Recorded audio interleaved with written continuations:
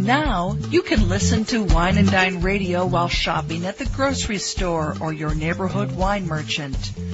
Wine and Dine Radio can be heard using your wireless internet on your cell phone. You're listening to iWineRadio. iWineRadio is a production of Food Tastes Better with Wine on the web at iWineRadio.com. Hey guys, I thank you for listening to iWineRadio, and we are still the only wine channel on iTunes Radio. If you go look under iTunes Radio icon and scroll down to News and Talk Directory, and it's listed alphabetically, click on that and the stream comes up immediately. iWineRadio.com, where you can find links to individual guests. And if anyone's interested in advertising or becoming an underwriter or sponsor, please contact us at iWineRadio.com. We really, really appreciate your support. The more support we get, the more conversations I can have with fascinating people around the world, including you. If you have a story to tell that you'd like to share on iWineRadio, go to iWineRadio.com and contact us, and we'll go from there. Hello, my name's Michael Fay. I'm the winemaker for Goldeneye Winery. We are a Pinot Noir specialist here in Anderson Valley. If you'd like to learn more about us, please check into us at GoldeneyeWinery.com. Thank you.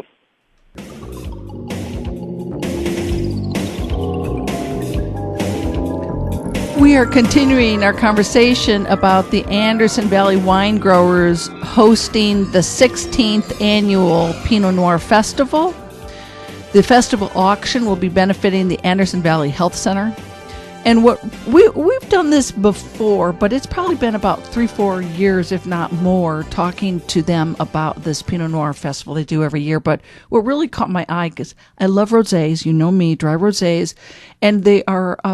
there are going to be people pouring Pinot Noir rosés in Vin Gris. And so here we have with us today Michael Fay, who's the winemaker for Goldeneye. And Goldeneye is a name that, oh my gosh, if you're a Pinot Noir person, you definitely know the name Goldeneye. And last night we just enjoyed the 2012 Goldeneye Anderson Valley Vin Gris of Pinot Noir. And so let me give a little bit of intro about Michael, because his background is kind of interesting compared to, you know, a lot of other winemakers in California. He was born in Vicenza, Italy, near the wine-growing region of Friuli, but he was raised in Southern California. And he has a rich winemaking history, and working under Zach Rasmuson. And I interviewed Zach a few years ago, Michael, and so it's really cool to see that now he's the company COO, and you basically, you know, if you've got questions, you could be going to him even. Yeah, absolutely. It was a great way to land in this new position, and to take on the role of winemaker at Goldeneye, and to still have all that history with Zach being my boss and my coworker, and so I could ask him about certain blocks in the vineyard and their potential, or certain systems in the winery. I could just pick up a phone and give him a call, and we could work things through. So it was absolutely one of the best setups to come into a new position. And as you know, you've met Zach before. He's just a great guy and really easy and fun to work with. So you have over 200 acres that are planted to vine, and you get to work with 20 distinctive clones. So with all that emphasis and attention to detail with clones, you really are, the whole focus is terroir-inspired expressions of Pinot Noir. Absolutely, yeah. We have the Anderson Valley is only about 10 miles long, and we have 4 estate vineyards that are separated by about 2.5 to 3 miles between each one. So there's a lot of diversity in climate as you go towards the ocean and towards the deep end of Anderson Valley. For every mile you go, you probably is about 1 degree cooler at any given time of the day. Wow. So there's a lot of climate differences, and then our vineyards also have very different topographical setups as well. You know, we have one vineyard that's in a giant hillside in a redwood forest. That's our Narrows vineyard. We have two that are kind of central in the valley. One's called Split Rail Vineyard. The other is Gallon Creek Vineyard, and that's where our winery is located.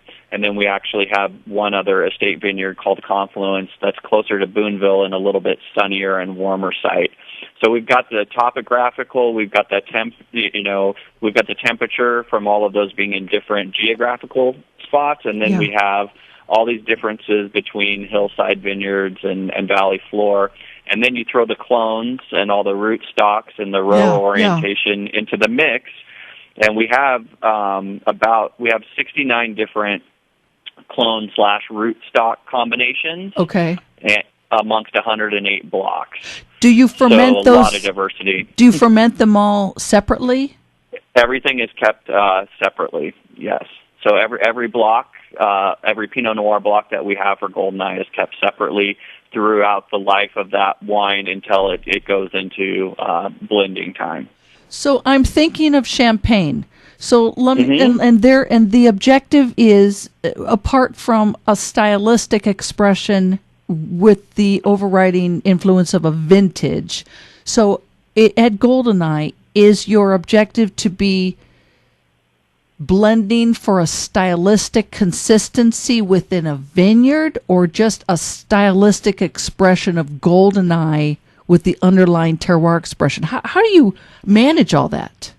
Yeah, there's two, there's kind of the different classes of wine. You know, we have our Anderson Valley blend, which we want to have really interesting, unique components from all of those separate vineyards to make, a greater whole as a wine.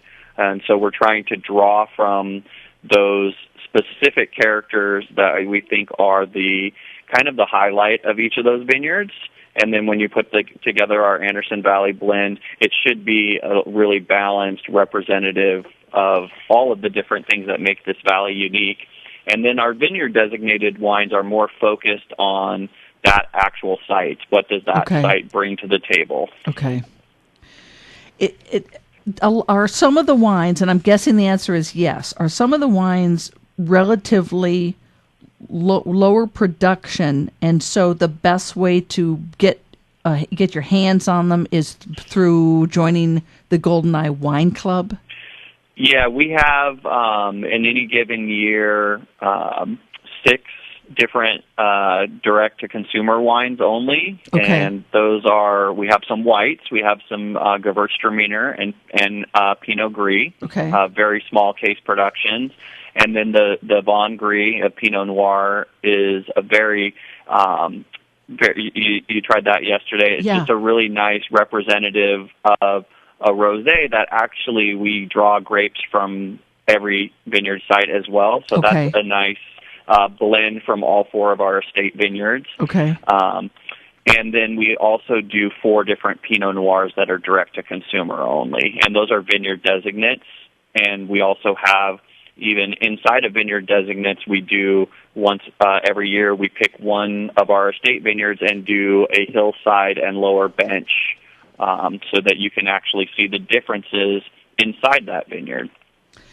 Is the Goldeneye Anderson Valley Vin Gris of Pinot Noir produced from younger vines, or not necessarily? No, it's not. What we do for the Vin Gris is we actually pull Saignée out of each tank. Oh, okay. So it's a double benefit. So we're drawing about 5 to 10%. It depends on the vintage and the size of the berries. Okay. But we're drawing between 5 and 10% of juice out of each fermenter and keeping that separate to ferment in stainless steel.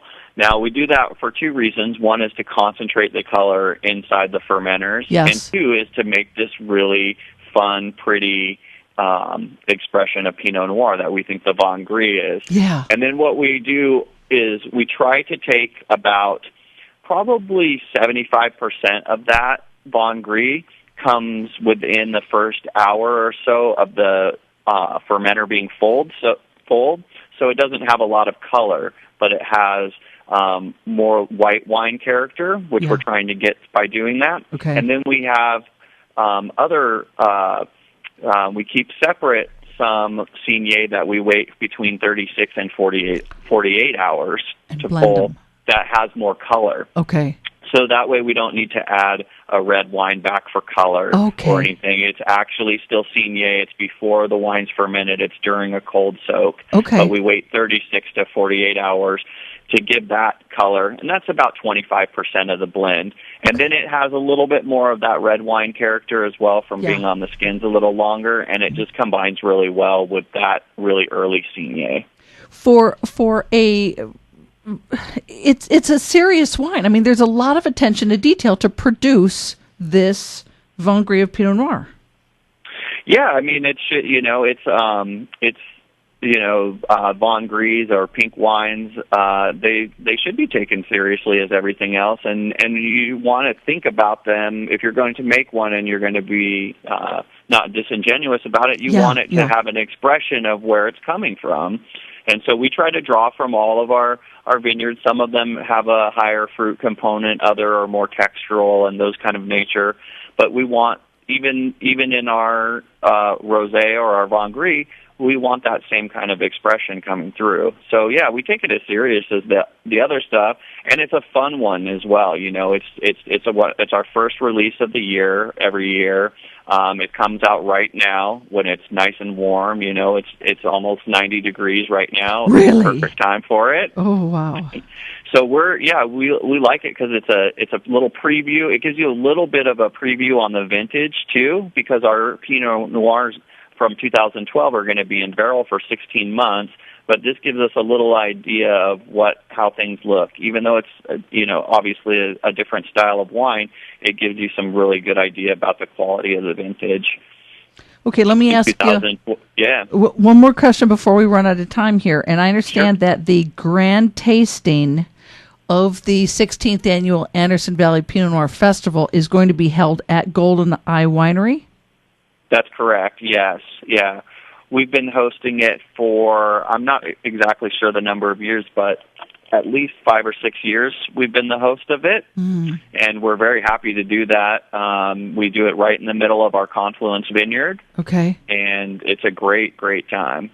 So we're all really excited about it. There's going to be artisanal cheeses, lamb, polenta, hand-thrown pizza, handcrafted wine, infused chocolates, live music, a silent auction, and we'll have links up for people to learn more. And besides the Vin Gris, you're pouring a couple of reds, right? Yes, we're going to pour our 2010 Goldeneye Anderson Valley, which was just released in February, and then our 2010 Gowan Creek, which is our vineyard designate where the winery is located.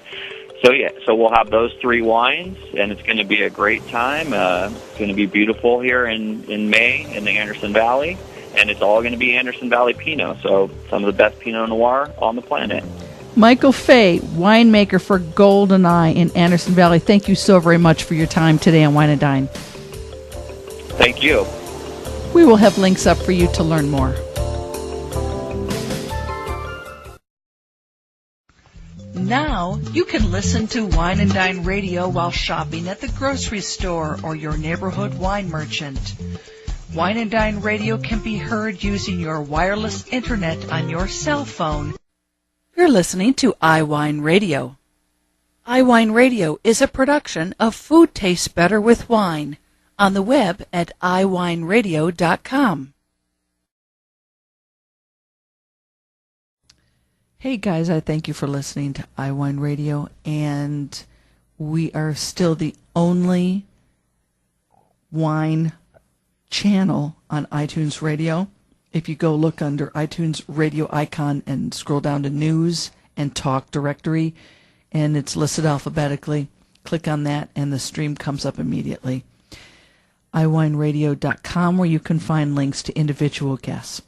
And if anyone's interested in advertising or becoming an underwriter or sponsor, please contact us at iWineRadio.com. We really, really appreciate your support. The more support we get, the more conversations I can have with fascinating people around the world, including you. if you have a story to tell that you'd like to share on iWine Radio, go to iWineRadio.com and contact us, and we'll go from there.